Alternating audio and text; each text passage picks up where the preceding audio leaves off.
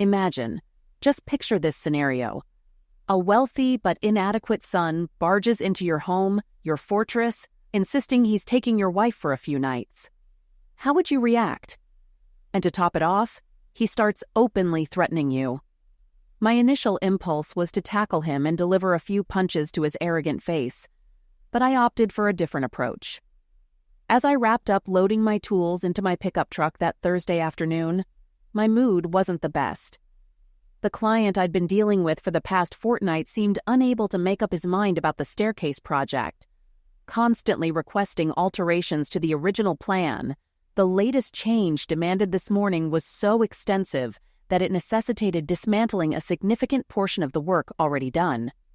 Furthermore, consulting with the architect and engineer was imperative, as accommodating the client's latest whim meant redrawing the structural plans.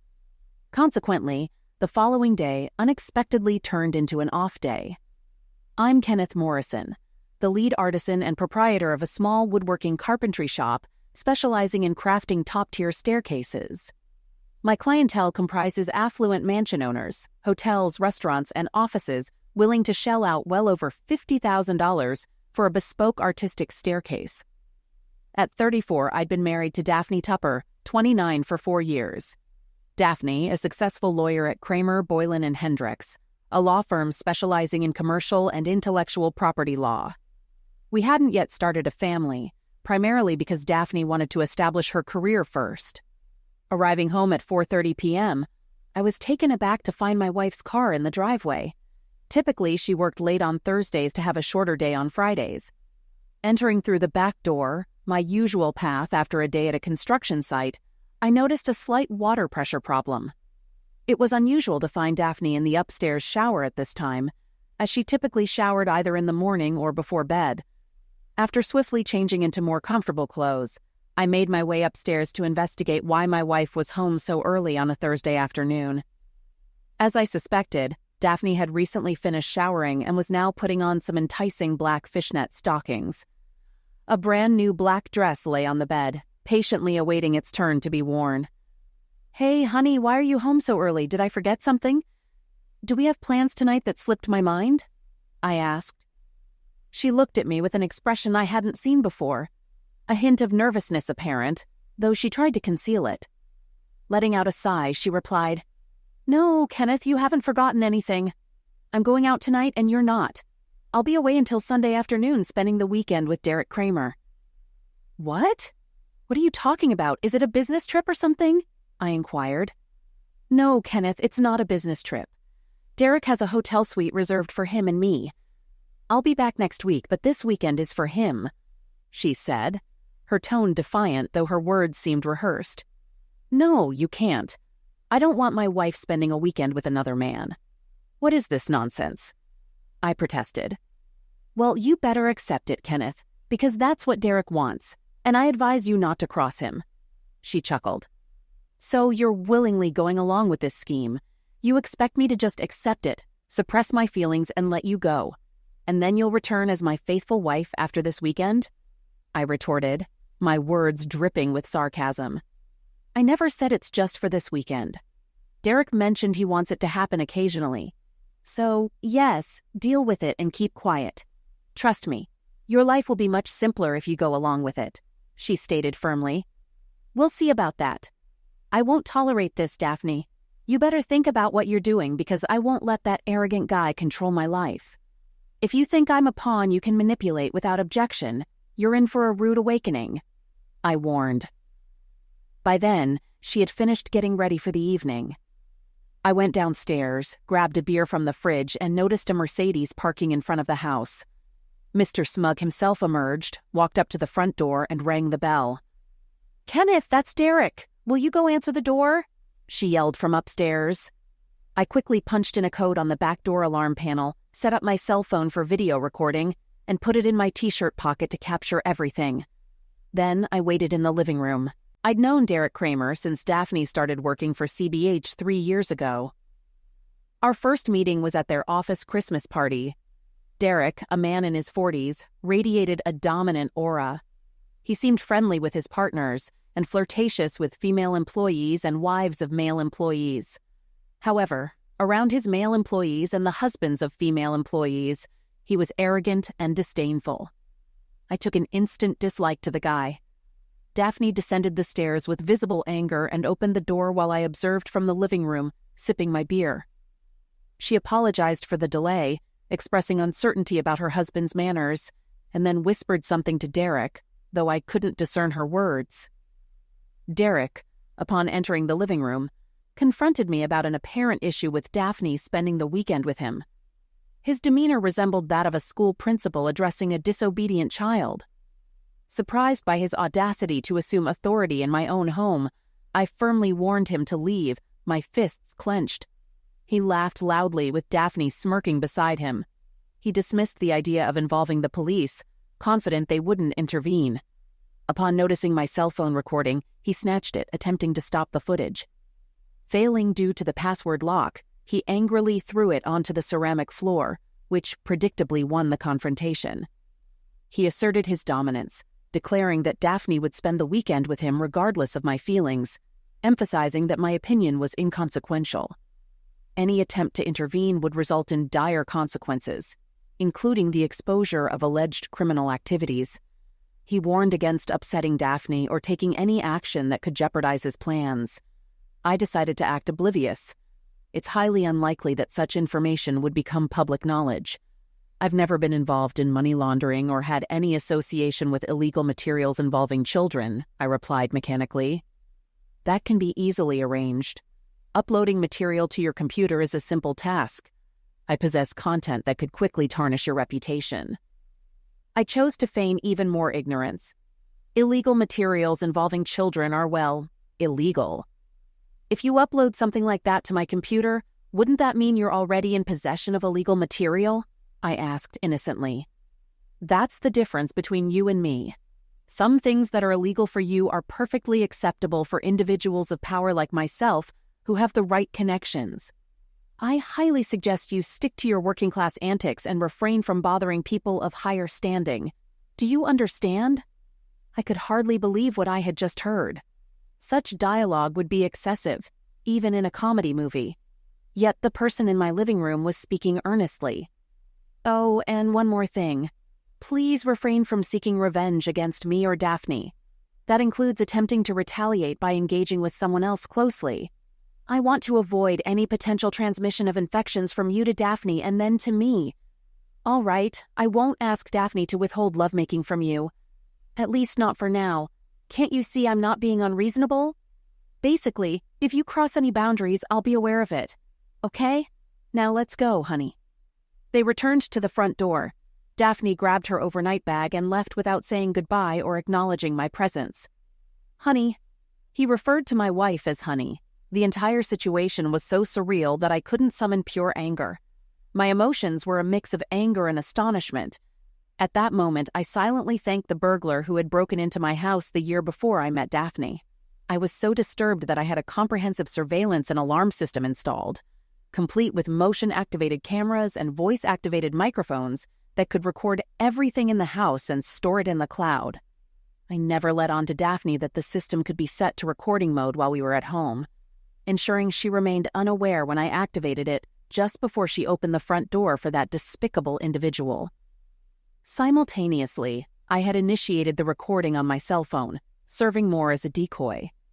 My hope was that Kramer would notice it and figure out a way to turn it off. This would make him feel less guarded, and he might speak more freely. Thinking he was no longer being filmed, I hoped this could be a valuable source of information for a potential divorce. The scoundrel gave me much more than I expected. The cell phone now scattered on the floor was actually my business cell phone. After dealing with a wealthier clientele, I quickly realized that providing them with my main cell phone meant being on call almost 24/7. A dedicated business cell phone allowed me to turn it off at the end of the day, and I could attend to messages the following morning. So at least I wasn't without a means of communication. I picked up my personal phone and called my business lawyer and best friend Harry.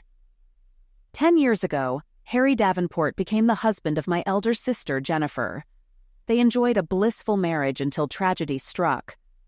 4 years into their union, Jennifer tragically drowned during a trip to Guadalupe with her 3 friends. Despite the heartbreaking loss, Harry remained an integral part of our family, earning our love and respect. 3 years after Jennifer's passing, Harry found love again in Christine. They tied the knot after a year of dating, and my parents, Daphne and I, were honored guests at their wedding. To this day, Harry and Christine remain like family to me. Recently, I found myself in a desperate situation and urgently sought Harry's help. After explaining the threats made by someone named Kramer and recounting the events of my wife's private weekend getaway, Harry immediately offered his support. He advised me to stay indoors, avoid contacting anyone, and switch off all communication devices, assuring me that he and Christine would arrive in an hour with dinner. Harry's advice provided much-needed reassurance. Reflecting on the past hour's events, I realized that Daphne, my wife, had been captivated by Kramer's power and charm. I never imagined she would forsake our love for him. It was a harsh realization that our bond wasn't as strong as I thought. My journey with Daphne began 5 years ago at a friend of a friend's birthday party. Despite being unfamiliar with most of the attendees, I struck up a conversation with Daphne, the sister of the birthday boy's army buddy stationed in Afghanistan. Our connection flourished, leading to a week of dating and eventual marriage the following year. During that time, I remained employed by Mr. Duncan, the founder of the small company where I worked. Craig Duncan was highly skilled in woodworking and well-known locally. Despite his expertise in woodworking, his skills in accounting and management were lacking. While still in college, he had hired me as a part-time accountant to handle his bookkeeping. A few months into my role, Mr. Duncan secured 3 substantial contracts that demanded more time than he could spare. Although these projects were challenging, his clients insisted he take them on. Consequently, he asked for my assistance in the field. Initially, my tasks involved running errands, acquiring supplies, and providing support. With handling larger pieces, my rapid learning and aptitude for the work became evident, and after overcoming the initial learning curve, I could independently handle simpler tasks or be a valuable asset on more complex projects. While pursuing my accounting degree, my passion for hands-on work led me to pursue an apprenticeship. After a few years, I earned certification and became Mr. Duncan's associate. Upon his retirement, my parents supported me financially, enabling me to buy out his share over a 2-year period. Despite being viewed as an uneducated shop worker by the lawyers at CBH, my company flourished, focusing on fewer but more lucrative projects. Over the preceding months, I had hired 2 assistants, and my net income and value surpassed those of many lawyers associated with my wife. Despite this success, even my wife was unaware of these details. My contemplation was interrupted by Christine and Harry, who arrived with Chinese takeout and beer. "Are you okay, Kenneth?" Christine asked, offering a warm hug. "I can't believe Daphne did that to you. This is so unlike her," Harry reassured, giving me a supportive hug. "Don't worry, buddy. We'll sort things out. Let's have dinner, and then I'll take a look at your recording." I shared the details of Daphne's unwelcoming reception when I arrived home earlier that afternoon. After dinner, I grabbed my laptop and retrieved the files containing recordings from both the camera and microphone. Fortunately, the conversations were exceptionally clear. "I can't believe what I just heard," Harry exclaimed. "Quite the arrogant guy," I remarked. "No, more like downright foolish," Harry replied. "I mean, this guy is what, 40, 42 years old? That means he has about 15 years of law practice under his belt. He's not a newbie. He's so full of himself that it never occurs to him that sometimes you just need to keep quiet.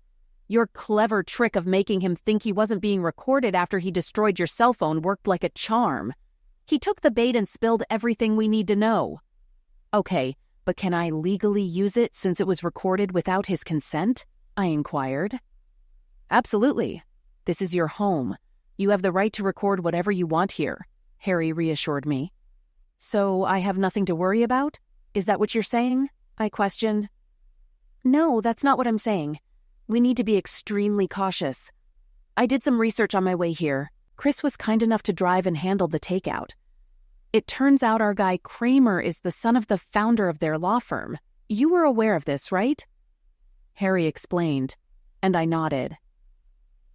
What you might not know is that his father, Marvin Kramer, had quite a reputation. He wasn't a great lawyer, but most of the judges in the area were his former college buddies. Knowing everyone personally made it easy for him to win most of his cases. Unfortunately, his son Derek has followed in his footsteps. That's what makes him dangerous. He has a wide network of friendly judges, and if he files a case, getting a judgment in our favor will be extremely challenging, no matter how illegal his actions are. Wow, so you're saying that no matter what I do, I'm in trouble? Not necessarily. Winning will be challenging, but not impossible. I have connections too, you know. The key is to gather enough evidence to make a strong case against him. I've got a plan. But you mentioned that the judges will always side with him, I inquired. Unless we take the case to criminal court, that's what we'll aim for. Our conversation was interrupted by a knock on the front door.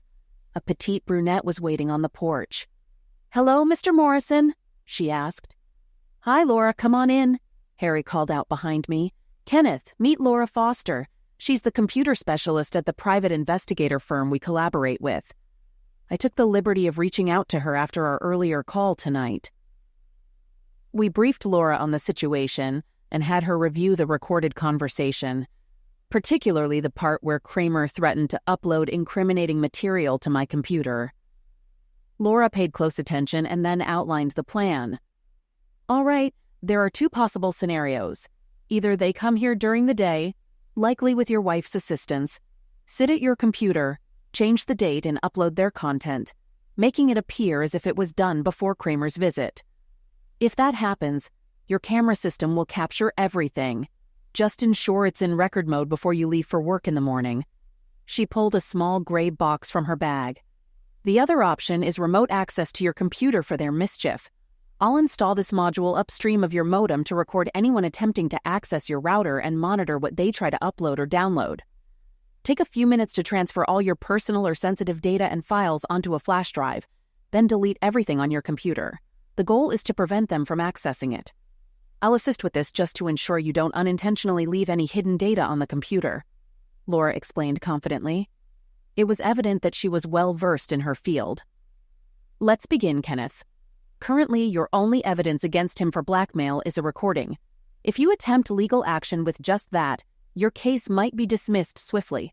Public opinion doesn't view blackmail as a very serious crime, and the judges he knows may support him.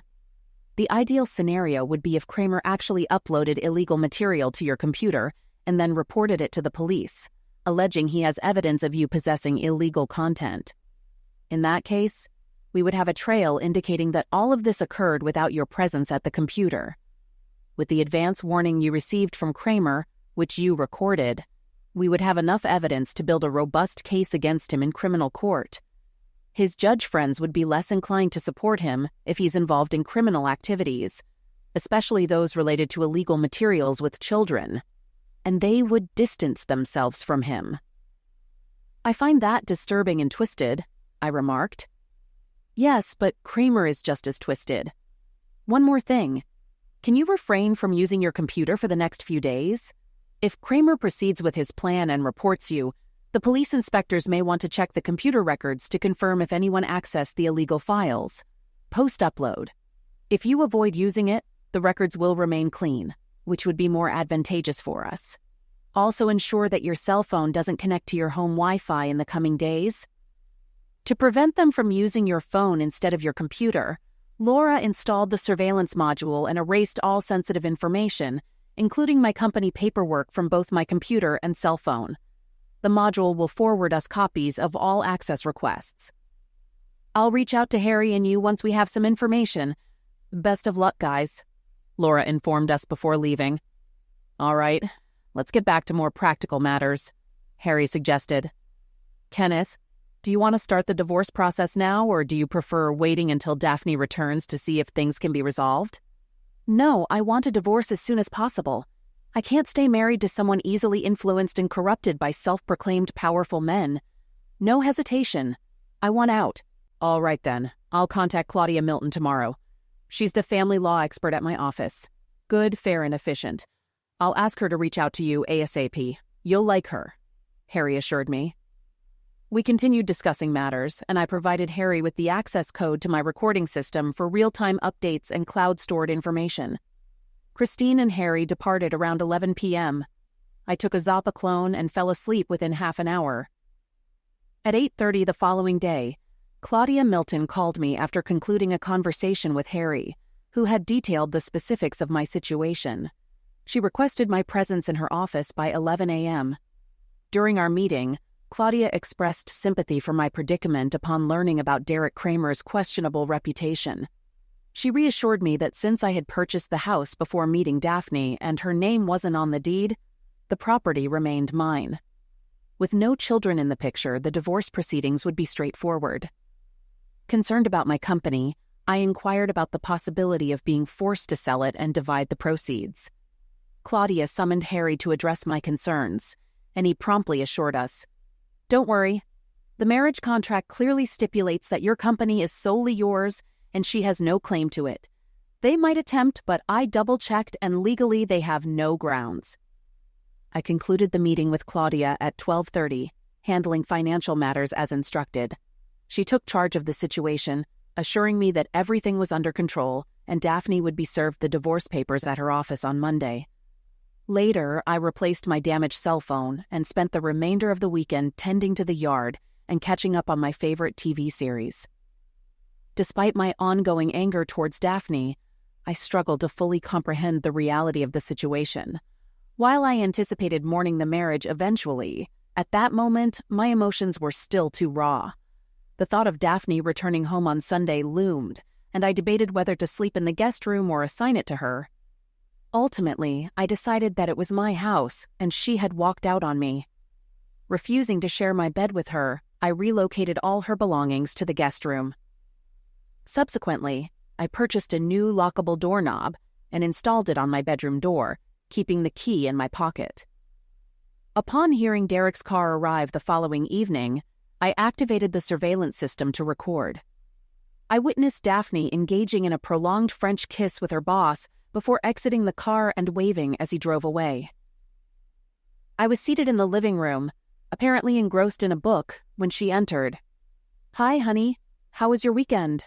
she asked, seeming anxious. Despite her attempt to conceal it, I could tell that she wasn't as composed as she appeared. I refrained from acknowledging her, keeping my focus on my book. "Fine. Continue with your sulking.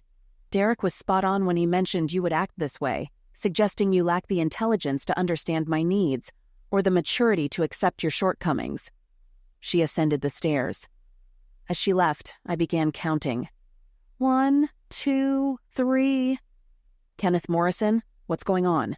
Did you put a lock on our bedroom?" "Correction, on my bedroom," I responded calmly. "All your belongings are in the guest bedroom. You'll be staying there until you find an apartment." "What the hell? Wait until I tell Derek about this. This was not part of the agreement." "Agreement?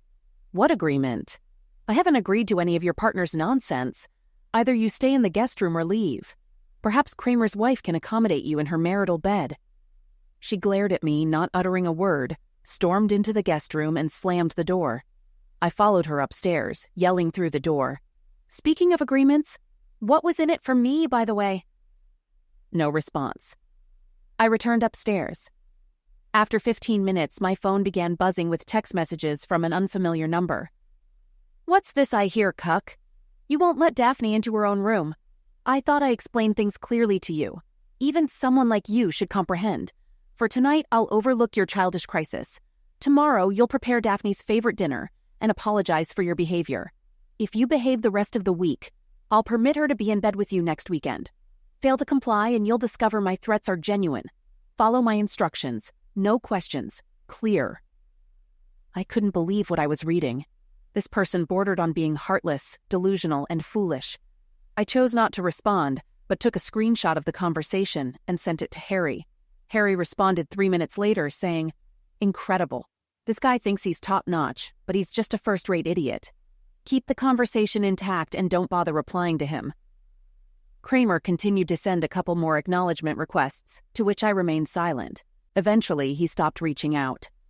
I didn't encounter Daphne again that evening. I went to bed, securing the door and leaving the recording system on, I texted one of my assistants, informing him of my late arrival the following day. I waited until the morning after Daphne had departed before getting up and preparing for the day. While having breakfast, I downloaded the recordings from my system overnight. Daphne hadn't left the guest room until that morning.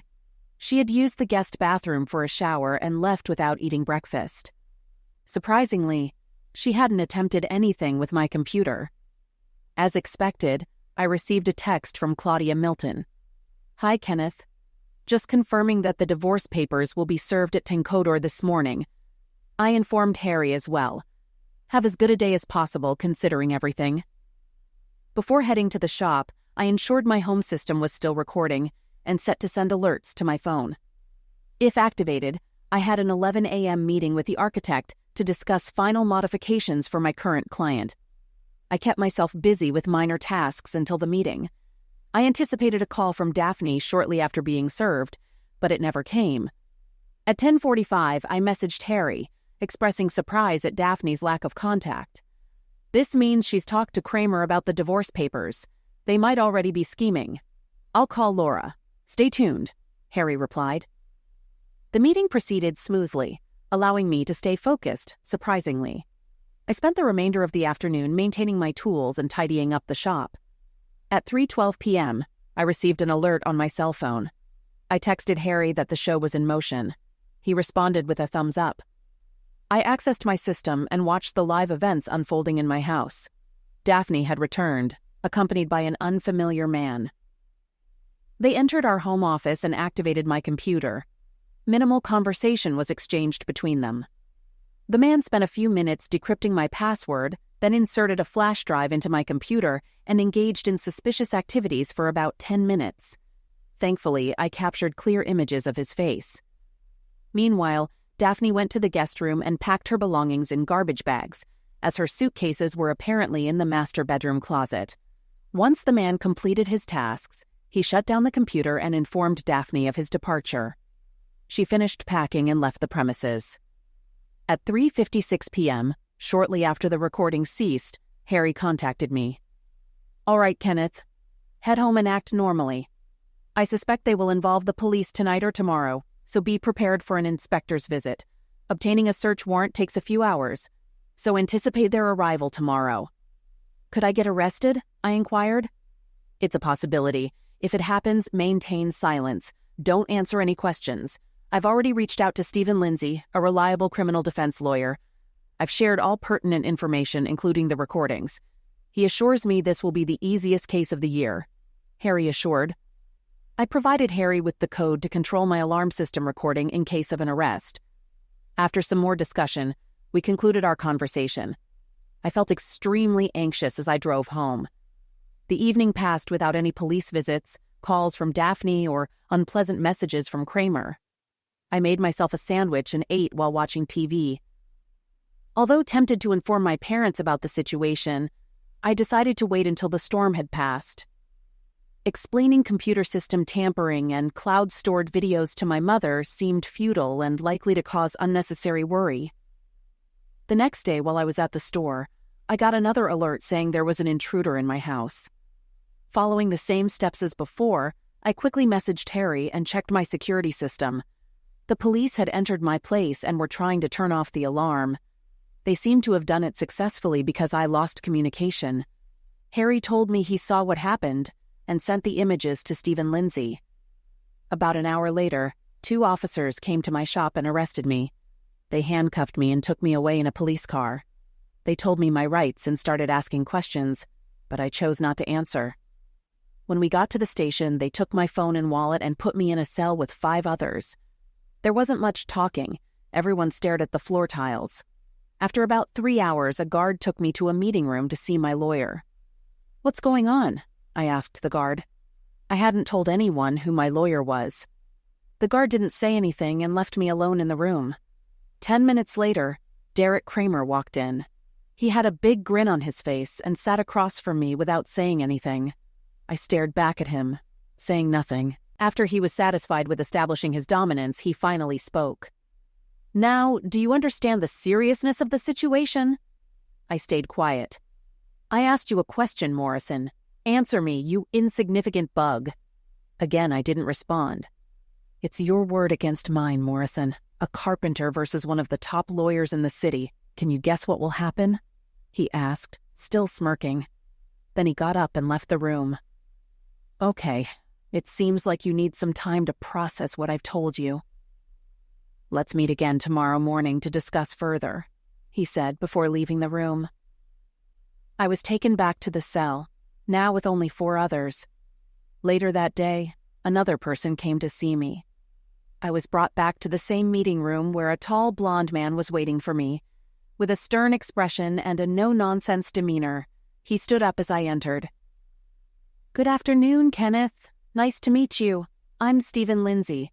You can call me Stephen. Harry got in touch with me earlier today saying he had trouble reaching you. Given the situation, we figured you might have been arrested and brought here." I recounted all the events of the day, including the unsettling visit from Derek Kramer. Stephen seemed shocked, but he stayed silent. "Okay, you'll be in front of a judge tomorrow morning. Expect a high bail, but don't worry, Harry will take care of it. I know tonight will be tough, but stay strong. Both Harry and I are here for you. In the meantime, keep refusing to answer their questions. I've officially taken on your case, and I'll make sure Kramer doesn't bother you again." The next day, I appeared before the judge on charges of possessing illegal material involving children, maintaining my plea of not guilty. Bail was set, and I was released later that afternoon. I was restricted from leaving the city or contacting my soon-to-be ex-wife, Derek Kramer, or anyone from their office. But I could work in my shop. My phone and wallet were returned, and Stephen took me for a late lunch where we continued our conversation. I didn't say much at the police station yesterday because I was worried about confidentiality. But after making some calls and doing research, I found out some interesting things about Derek Kramer. Let me give you some reassuring information. Firstly, getting a search warrant takes time, and only after that can they review the found material and get an arrest warrant. In your case, you were brought in before they finished searching your house. Secondly, despite the restrictions on contacting me or Harry, Derek Kramer was allowed to see you. This strongly suggests that the whole thing was planned, which is definitely illegal. But Harry said Kramer has influence over many judges, I pointed out. "Not all of them," he replied with a wink. "You can't make so many friends without making some enemies."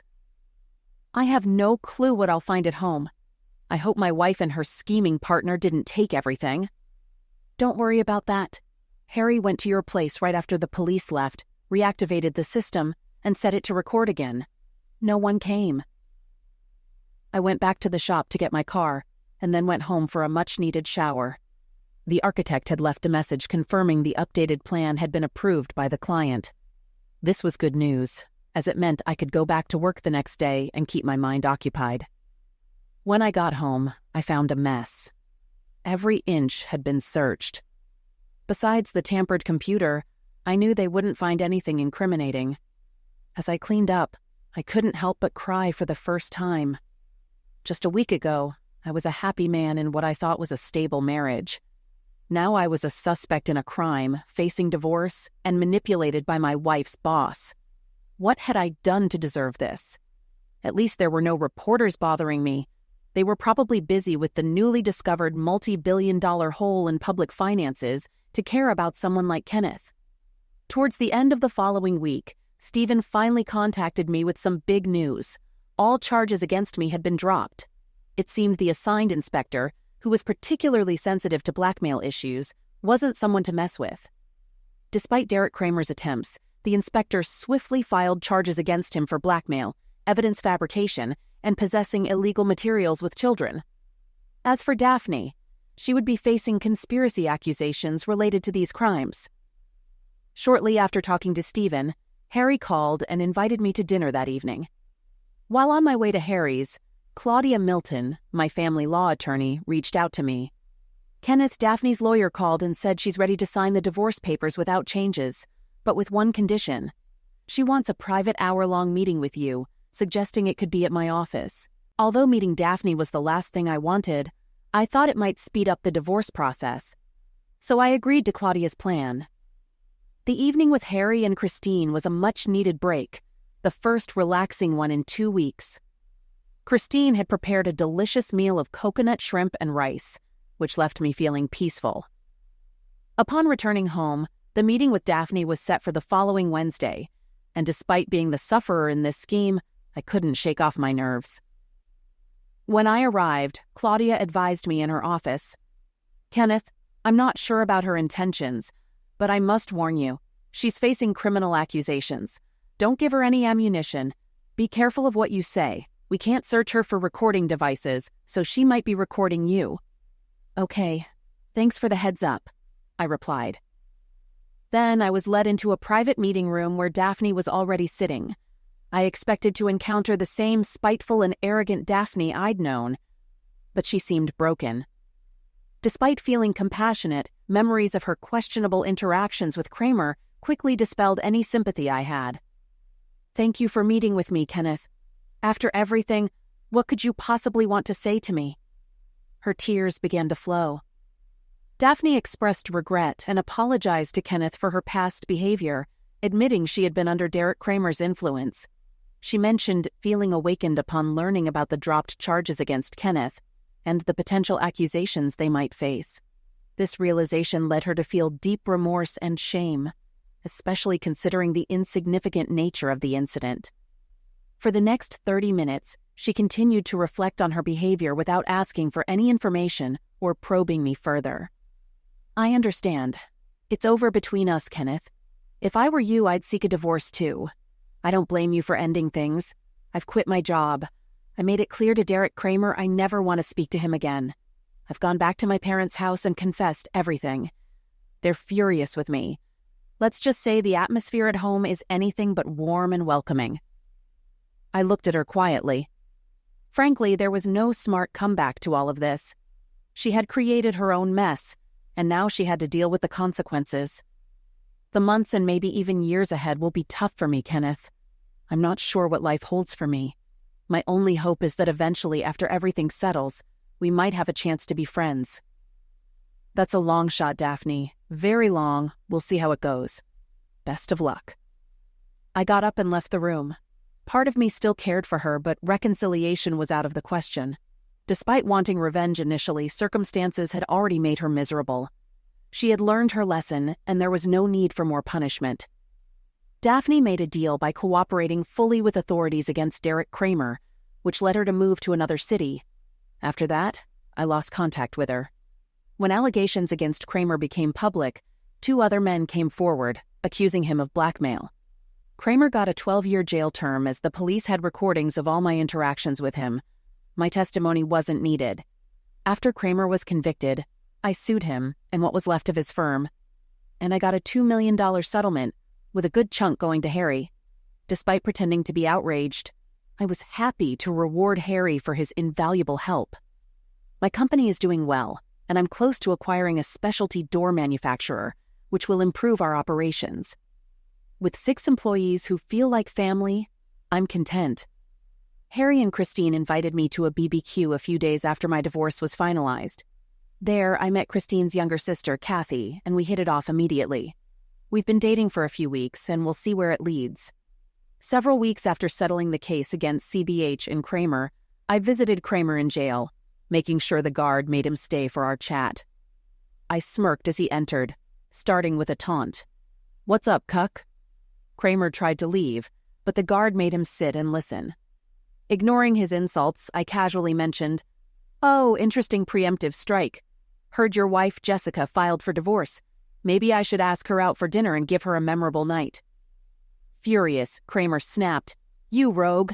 If you do that—" I cut him off. "Save your spit, idiot. I've done that already. Her hummingbird tattoo on her upper left thigh is quite lovely, isn't it, cuck?" He turned beet red. He was about to threaten me again, but then he realized it wouldn't help. Anyway, I wasn't there to talk about Jessica. I just wanted to let him know he's a fool who needs reminders of his own foolishness. Threatening a man in his own home and outlining consequences if he doesn't comply isn't exactly smart, is it? Even a carpenter would see that. "Let's say this time you're the one left in the dust." I laughed while he simmered with anger. "Oh, and didn't you say certain materials were illegal for a simple man like me? But but fine for a powerful figure like yourself? Your power amazes me. Perhaps it's the jumpsuit. It suits you." Kramer was so mad he seemed close to a breakdown. "Before I go, I have something Jessica and Daphne thought you might find enlightening." I handed him a folded paper. He unfolded it and looked at it. "What the hell is this?" he asked. "Exactly." I chuckled. "It's a depiction of female gender organ, commonly referred to as a private part." I pointed to a spot on the drawing. "They wanted you to know that's the arousal point."